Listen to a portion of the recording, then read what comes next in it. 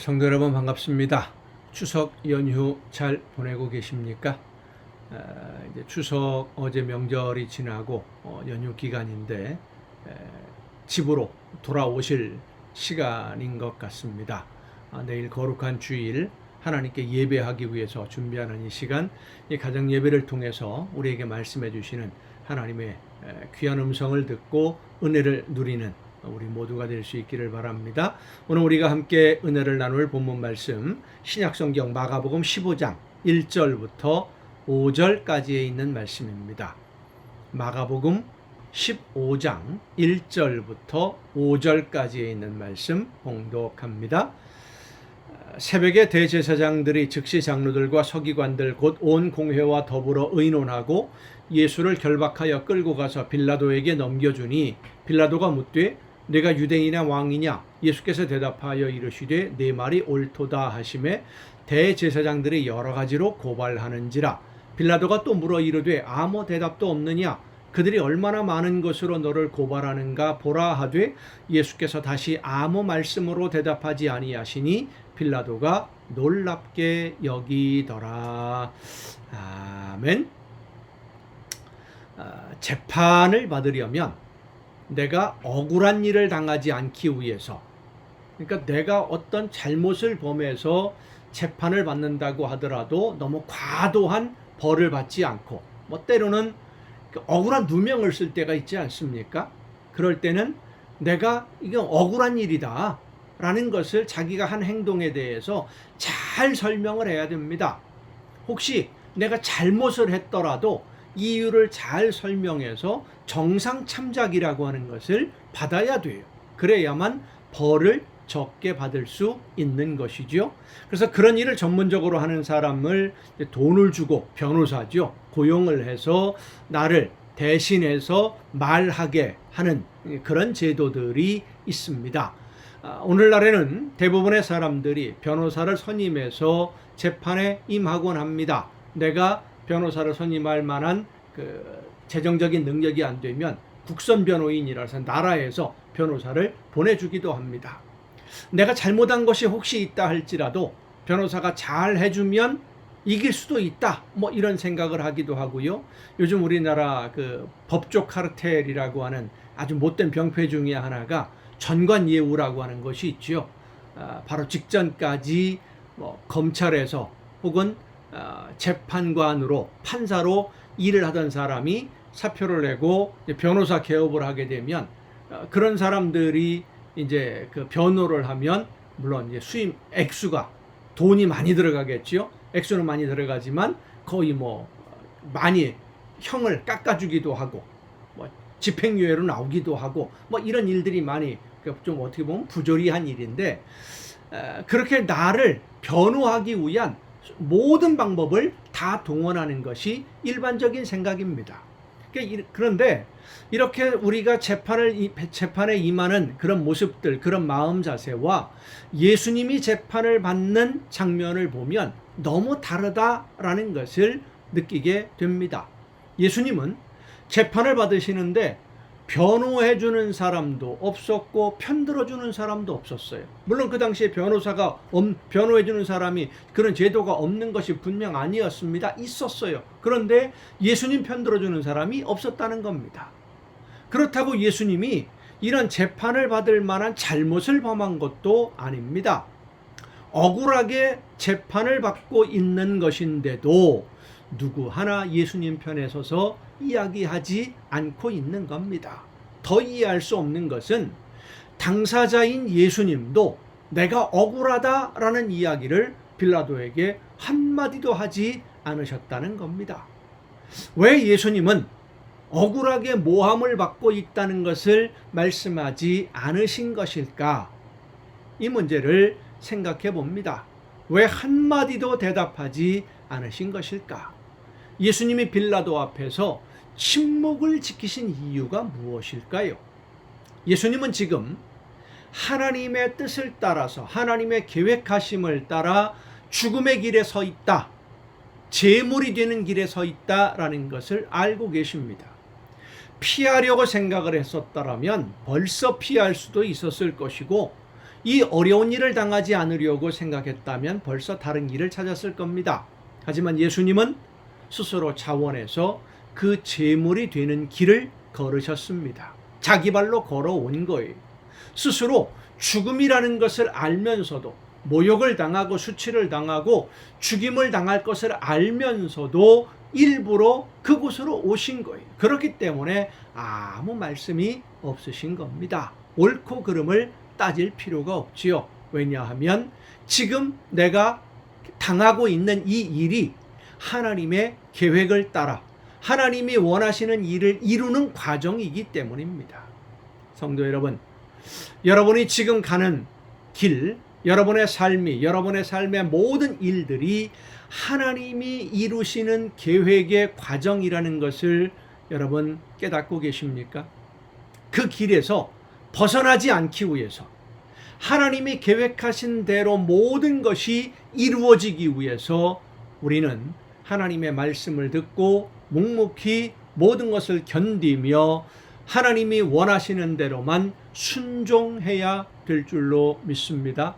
하나님이 나에게 원하시는 대로, 내가 원하는 대로가 아니라, 내 계획이 아니라, 내 생각이 아니라, 내가 편하고 내가 좋은 것이 아니라 하나님이 기뻐하시고 하나님이 원하시는 대로, 나를 통해서 하나님이 이루기를 원하시는 그 열매를 바라보며 기쁘게 즐겁게 사명을 감당하며 오늘을 견디는 여러분 모두가 될 수 있기를 간절히 바랍니다. 기도하시겠습니다.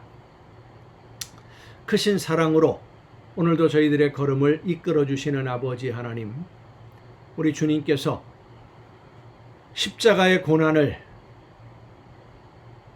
견디면서 말없이 묵묵히 그 길을 걸으셨던 것처럼 항변하지 아니하고 변명하지 아니하고 설명하지 아니하고 말없이 견디셨던 것처럼 하나님이 원하시는 뜻이 나를 통해 이루어질 때에 기쁨으로 감사함으로 어떤 삶이든 견디며 감사하며 주신 사명 즐겁게 감당하는 우리 모두가 되게 하여 주시옵소서. 이 모든 말씀을 예수님의 이름으로 기도하옵나이다. 아멘. 오늘 우리가 함께 통독할 하나님의 말씀 열왕기상 17장부터 함께 통독하겠습니다. 하나님의 말씀을 듣지 않고 욕심 따라서 인간적인 생각으로 나라를 다스리려고 하는 북왕국에 하나님의 징계가 임하게 되지요. 우리가 잘 알고 있는 엘리야 선지자가 등장을 합니다. 가뭄이 시작됩니다. 목숨 걸고 하나님의 말씀을 전하는 선지자 엘리야를 하나님이 어떻게 지키시고 보호하시고 또 그를 통해서 하나님이 어떤 분이신지를 나타내 보여주십니다마는 백성들의 마음은 여전히 우상 숭배에 머물러 있는 그런 모습들을 보게 됩니다. 하나님의 말씀을 듣지 않으려고 하는 그들의 완악함 때문이죠. 하나님의 말씀대로 순종하는 게 쉽지 않거든요.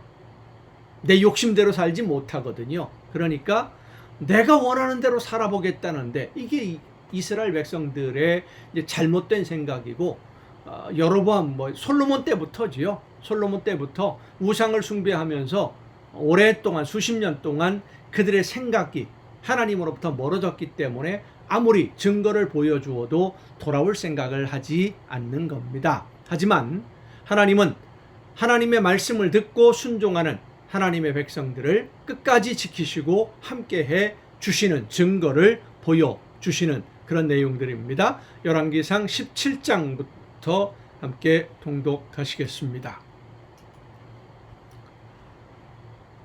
길르앗에 우거하는 자 중에 디셉 사람 엘리야가 아합에게 말하되 내가 섬기는 이스라엘의 하나님 여호와께서 살아계심을 두고 맹세하노니 내 말이 없으면 수년 동안 비도 이슬도 있지 아니하리라 하니라. 여호와의 말씀이 엘리야에게 임하여 이르시되 너는 여기서 떠나 동쪽으로 가서 요단 앞 그릿 시냇가에 숨고 그 시냇물을 마시라. 내가 까마귀들에게 명령하여 거기서 너를 먹이게 하리라. 그가 여호와의 말씀과 같이 하여 곧 가서 요단 앞 그릿 시냇가에 머물매 까마귀들이 아침에도 떡과 고기를 저녁에도 떡과 고기를 가져왔고 그가 시냇물을 마셨으나 땅에 비가 내리지 아니하므로 얼마 후에 그 시내가 마르니라. 엘리야가 아합 왕에게 이 이야기를 하고 가뭄에 대한 경고를 하고 가뭄이 시작되니까 피난을 가죠. 도망을 갑니다. 피신을 한 거예요. 그리시네가로. 하나님이 그렇게 피해가 있어라 라고 말씀하시니까 여러분 이렇게 생각해 보면 어떨까요? 그리시네가로 피하지 않아도 하나님이 엘리야를 보호하실 방법이 없었을까요? 있었을 것입니다. 그런데 그런 하나님이 그리시네가로 갔다가 어딘가로 보내서 또 하실 일이 있기 때문에 아마도 하나님의 계획 하에 엘리야를 고향에서 떠난다 라고 하는 것이 많은 의미가 있습니다. 뒤에 이제 그런 내용들이 나옵니다만은 엘리야라고 하는 사람을 찾기 위해서 이 아합 왕이 얼마나 많은 지역을 뒤졌는지 몰라요. 만약에 엘리야가 이렇게 그리시네가 혹은 이방인 지역으로 가지 아니하고 이스라엘 지역 어디엔가 누군가에게 가서 몸을 의탁하고 있었다고 한다면 그 사람, 그 집안, 그 지역 전체가 큰 화를 입었을 겁니다. 아마도 하나님은 그렇게 백성들이 화를 입는 것을 원하지 않으셨기 때문이 아닐까 이렇게 생각을 해봅니다. 정말로 그렇다는 것은 아니고요. 어쨌든 엘리야가 이제 그리시네가로 갔다가 물이 말라서 이제 그 다음에 어떻게 합니까? 8절입니다. 여호와의 말씀이 엘리야에게 임하여 이르시되 너는 일어나 시돈에 속한 사르밧으로 가서 이방인 지역입니다. 이스라엘 땅이 아니에요. 거기 머물라 내가 그곳 과부에게 명령하여 네게 음식을 주게 하였느니라. 그가 일어나 사르밧으로 가서 성문에 이를 때에 한 과부가 그곳에서 나뭇가지를 줍는지라. 이에 불러 이르되 청하건대 그릇에 물을 조금 가져다가 내게 마시게 하라. 그가 가지러 갈 때에 엘리야가 그를 불러 이르되 청하건대 네 손에 떡 한 조각을 내게로 가져오라. 그가 이르되 당신의 하나님 여호와께서 살아계심을 두고 맹세하노니 나는 떡이 없고 다만 통에 가루 한 움큼과 병에 기름 조금뿐이라. 내가 나뭇가지 둘을 주워다가 나와 내 아들을 위하여 음식을 만들어 먹고 그 후에는 죽으리라. 자, 여러분 이 장면을 생각해 보세요. 하나님이 사르밧에 있는 과부에게 미리 말씀하셨지요. 그런데 엘리야가 가니까 이 과부가 뭐하고 있어요? 나뭇가지를 줍고 있어요. 하나님이 말씀하셨는데 엘리야가 오기 전에 빨리 해서 먹으려고 했던 거 아닐까? 이런 생각을 해볼 수도 있습니다. 그러니까 하나님의 말씀을 아직 믿지 못하는 사람입니다. 이 사르밧 과부는. 그런데 엘리야가 먼저 온 거예요. 그 일을 하기도 전에 하나님의 계획은 이렇게 이루어집니다. 그렇게 만나게 만드시는 거예요. 그런데 이 여인이 그래도 대단한 것은 엘리야가 전하는 말씀을 듣고 믿고 순종했다는 겁니다. 믿지 않았어도 순종했어요. 그 순종이 놀라운 열매를 맺습니다. 엘리야가 그에게 이르되 두려워하지 말고 가서 내 말대로 하려니와 먼저 그것으로 나를 위하여 작은 떡 한 개를 만들어 내게로 가져오고 그 후에 너와 내 아들을 위하여 만들라. 엘리야에게 먼저 주면 자기들 먹을 게 없는데 근데 만들라는 겁니다. 이 가루가 떡 만들 재료가 있을 것이다. 나한테 가지고 와도 남아 있을 거다. 어떻게 남아있냐? 그건 모른다는 거죠. 있을 거다라고 지금 엘리야가 말하는 겁니다. 이스라엘의 하나님 여호와의 말씀이 나 여호와가 비를 지면에 내리는 날까지 그 통에 가루가 떨어지지 아니하고 그 병에 기름이 없어지지 아니하리라 하셨느니라. 그가 가서 엘리야의 말대로 하였더니 순종입니다. 믿든 안 믿든 아마도 이 여인은 믿음이 없었을 거예요. 그렇지만 순종했어요. 그와 엘리야와 그의 식구가 여러 날 먹었으나 여호와께서 엘리야를 통하여 하신 말씀같이 통에 가루가 떨어지지 아니하고 병에 기름이 없어지지 아니하니라. 이 일 후에 그 집 주인 되는 여인의 아들이 병들어 증세가 심히 위중하다가 숨이 끊어진지라. 여인이 엘리야에게 이르되 하나님의 사람이여 당신이 나와 더불어 무슨 상관이 있기로 내 죄를 생각나게 하고 또 내 아들을 죽게 하려고 내게 오셨나이까. 엘리야가 그에게 그의 아들을 달라 하여 그를 그 여인의 품에서 받아 안고 자기가 거처하는 다락에 올라가서 자기 침상에 누이고 여호와께 부르짖어 이르되 내 하나님 여호와여 주께서 또 내가 우거하는지 과부에게 재앙을 내리사 그 아들이 죽게 하셨나이까 하고 그 아이 위에 몸을 3번 펴서 엎드리고 여호와께 부르짖어 이르되 내 하나님 여호와여 원하건대 이 아이의 혼으로 그의 몸에 돌아오게 하옵소서 하니 여호와께서 엘리야의 소리를 들으시고 그 아이의 혼이 몸으로 돌아오고 살아난지라. 엘리야가 그 아이를 안고 다락에서 방으로 내려가서 그의 어머니에게 주며 이르되 보라 내 아들이 살아났느니라. 여인이 엘리야에게 이르되 내가 이제야 당신은 하나님의 사람이시요 당신의 입에 있는 여호와의 말씀이 진실한 줄 아노라 하니라. 이때까지는 안 믿었다는 거죠. 그런데 안 믿었지만 순종했어요. 그 놀라운 기적을 보면서도. 근데 아들이 죽었다가 다시 살아나는 것을 보면서 엘리야가 믿는 하나님이 어떤 하나님인지를 그제서야 믿게 되는 거죠. 18장입니다. 많은 날이 지나고 제3년에 여호와의 말씀이 엘리야에게 임하여 이르시되 너는 가서 아합에게 보이라. 내가 비를 지면에 내리리라. 엘리야가 아합에게 보이려고 가니 그때에 사마리아에 기근이 심하였더라. 아합이 왕국 맡은 자 오바댜를 불렀으니 이 오바댜는 여호와를 지극히 경외하는 자라. 이세벨이 여호와의 선지자들을 멸할 때에 오바댜가 선지자 100명을 가지고 50명씩 굴에 숨기고 떡과 물을 먹였더라. 아합이 오바댜에게 이르되 이 땅의 모든 물 근원과 모든 내로 가자. 혹시 꼴을 얻으리라. 그리하면 말과 노새를 살리리니 짐승을 다 잃지 않게 되리라 하고. 그러니까 아합은 백성들에 대한 관심이 없던 정말로 잔혹한 왕입니다. 두 사람이 두루 다닐 땅을 나누어 아합은 홀로 이 길로 가고 오바댜는 홀로 저 길로 가니라. 오바댜가 길에 있을 때에 엘리야가 그를 만난지라. 그가 알아보고 엎드려 말하되 내 주 엘리야여 당신이시니이까. 그가 그에게 대답하되 그러하다. 가서 내 주에게 말하기를 엘리야가 여기 있다 하라. 이르되 내가 무슨 죄를 범하였기에 당신이 당신의 종을 아합의 손에 넘겨 죽이게 하려 하시나이까. 당신의 하나님 여호와께서 살아계심을 두고 맹세하노니 내 주께서 사람을 보내어 당신을 찾지 아니한 족속이나 나라가 없었는데 그들이 말하기를 엘리야가 없다 하면 그 나라와 그쪽 족속으로 당신을 보지 못하였다는 맹세를 하게 하였거늘 이제 당신의 말씀이 가서 내 주에게 말하기를 엘리야가 여기 있다 하라 하시나 내가 당신을 떠나간 후에 여호와의 영이 내가 알지 못하는 곳으로 당신을 이끌어 가시리니 내가 가서 아합에게 말하였다가 그가 당신을 찾지 못하면 내가 죽임을 당하리이다. 당신의 종은 어려서부터 여호와를 경외하는 자라. 이세벨이 여호와의 선지자들을 죽일 때에 내가 여호와의 선지자 중에 100명을 50명씩 굴에 숨기고 떡과 물로 먹인 일이 내 주에게 들리지 아니하였나이까. 이제 당신의 말씀이 가서 내 주에게 말하기를 엘리야가 여기 있다 하라 하시니 그리하면 그가 나를 죽이리이다. 엘리야가 이르되 내가 섬기는 만군의 여호와께서 살아계심을 두고 맹세하노니 내가 오늘 아합에게 보이리라. 오바댜가 가서 아합을 만나 그에게 말하며 아합이 엘리야를 만나러 가다가 엘리야를 볼 때에 아합이 그에게 이르되 이스라엘을 괴롭게 하는 자여 너냐. 이스라엘을 괴롭게 한 게 엘리야입니까? 아합이죠. 그 아버지 오물이고요. 우상을 숭배했기 때문에. 그런데 방귀 낀 놈이 성낸다고 오히려 엘리야에게 그 덤터기를 씌우는 것. 그가 대답하되 내가 이스라엘을 괴롭게 한 것이 아니라 당신과 당신의 아버지의 집이 괴롭게 하였으니 이는 여호와의 명령을 버렸고 당신이 바알들을 따랐음이라. 그런즉 사람을 보내 온 이스라엘과 이세벨의 상에서 먹는 바알의 선지자 450명과 아세라의 선지자 400명을 갈멜산으로 모아 내게로 나오게 하소서. 아합이 이에 이스라엘의 모든 자손에게로 사람을 보내 선지자들을 갈멜산으로 모으니라. 엘리야가 모든 백성에게 가까이 나아가 이르되 너희가 어느 때까지 둘 사이에서 머뭇머뭇하려느냐. 여호와가 만일 하나님이면 그를 따르고 바알이 만일 하나님이면 그를 따를지니라 하니 백성이 말 한마디도 대답하지 아니하는지라.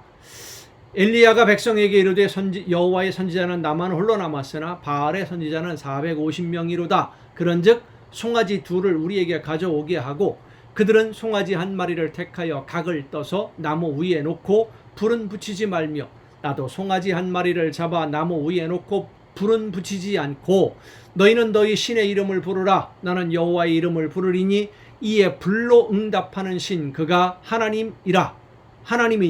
백성이 대답하되 그 말이 옳도다 하니라. 왜 바알 신의 제사장들에게만 제물을 드리라고 했을까요? 바알과 아세라는 부부입니다. 바알의 아내 되는 여신이 아세라예요. 그러니까 바알을 중심으로 라고 생각하면 쉽습니다. 엘리야가 바알의 선지자들에게 이르되 너희는 많으니 먼저 송아지 한 마리를 택하여 잡고 너희 신의 이름을 부르라. 그러나 불을 붙이지 말라. 그들이 받은 송아지를 가져다가 잡고 아침부터 낮까지 바알의 이름을 불러 이르되 바알이여 우리에게 응답하소서 하나 아무 소리도 없고 아무 응답하는 자도 없으므로 그들이 그 쌓은 제단 주위에서 뛰놀더라. 정오에 이르러는 엘리야가 그들을 조롱하여 이르되 큰 소리로 부르라. 그는 신인즉 묵상하고 있는지 혹은 그가 잠깐 나갔는지 혹은 그가 길을 행하는지 혹은 그가 잠이 들어서 깨워야 할 것인지 하매 이에 그들이 큰 소리로 부르고 그들의 규례를 따라 피가 흐르기까지 칼과 창으로 그들의 몸을 상하게 하더라. 이같이 하여 정오가 지났고 그들이 미친 듯이 떠들어 저녁 소재 드릴 때까지 이르렀으나 아무 소리도 없고 응답하는 자나 돌아보는 자가 아무도 없더라. 엘리야가 모든 백성을 향하여 이르되 내게로 가까이 오라. 백성이 다 그에게 가까이 가매 그가 무너진 여호와의 제단을 수축하되 야곱의 아들들의 지파의 수요를 따라 엘리야가 돌 12개를 취하니 이 야곱은 옛적에 여호와의 말씀이 임하여 이르시기를 내 이름을 이스라엘이라 하리라 하신 자더라. 그가 여호와의 이름을 의지하여 그 돌로 제단을 쌓고 제단을 돌아가며 곡식 종자 2세알을 둘 만한 도랑을 만들고 또 나무를 버리고 송아지의 각을 떠서 나무 위에 놓고 이르되 통 4새 물을 채워다가 번제물과 그 나무 위에 부으라 하고 또 이르되 다시 그리하라 하여 다시 그리하니 또 이르되 3번째로 그리하라 하여 3번째로 그리하니 그러니까 12통의 물을 갖다 부은 것이죠. 물이 제단으로 두루 흐르고 도랑에도 물이 가득 찼더라. 저녁 소재 드릴 때에 이르러 선지자 엘리야가 나아가서 말하되 아브람과 이삭과 이스라엘의 하나님 여호와여 주께서 이스라엘 중에서 하나님이신 것과 내가 주의 종인 것과 내가 주의 말씀대로 이 모든 일을 행하는 것을 오늘 알게 하옵소서. 여호와여 내게 응답하옵소서. 내게 응답하옵소서. 이 백성에게 주 여호와는 하나님이신 것과 주는 그들의 마음을 되돌이키심을 알게 하옵소서 하매 이에 여호와의 불이 내려서 번제물과 나무와 돌과 흙을 태우고 또 도랑에 물을 핥은지라. 모든 백성이 보고 엎드려 말하되 여호와 그는 하나님이시로다. 여호와 그는 하나님이시로다 하니 엘리야가 그들에게 이르되 바알의 선지자를 잡되 그들 중 하나도 도망하지 못하게 하라 하매 곧 잡은지라. 엘리야가 그들을 기손 시내로 데려다가 거기서 죽이니라. 엘리야가 아합에게 이르되 올라가서 먹고 마시소서. 큰 비 소리가 있나이다. 아합이 먹고 마시러 올라가니라. 엘리야가 갈멜산 꼭대기로 올라가서 땅에 꿇어 엎드려 그의 얼굴을 무릎 사이에 놓고 그의 사원에게 이르되 올라가 바다 쪽을 바라보라. 그가 올라가 바라보고 말하되 아무것도 없나이다. 이르되 7번까지 다시 가라. 7번째 이르러서는 그가 말하되 바다에서 사람의 손만한 작은 구름이 일어나나이다. 이르되 올라가 아합에게 말하기를 비에 막히지 아니하도록 마차를 갖추고 내려가소서 하라 하니라. 조금 후에 구름과 바람이 일어나서 하늘이 캄캄해지며 큰 비가 내리는지라. 아합이 마차를 타고 이스라엘로 가니 여호와의 능력이 엘리야에게 임함에 그가 허리를 동이고 이스라엘로 들어가는 곳까지 아합 앞에서 달려갔더라. 아멘. 여러분 오늘도 수고 많으셨습니다. 명절 추석 명절 연휴 즐겁게 보내시고 내일 거룩한 주일 예배하는 날입니다. 이 세상에서의 기쁨보다 하나님 앞에 예배하는 더 큰 기쁨을 사모하며 감사하며 하나님 앞에 모두 함께 나와서 예배하는 시간 함께 예배하고 또 이 저녁 시간에 정한 이 시간 가정 예배를 통해서 여러분 모두 다시 만날 수 있기를 바랍니다. 내일 뵙겠습니다.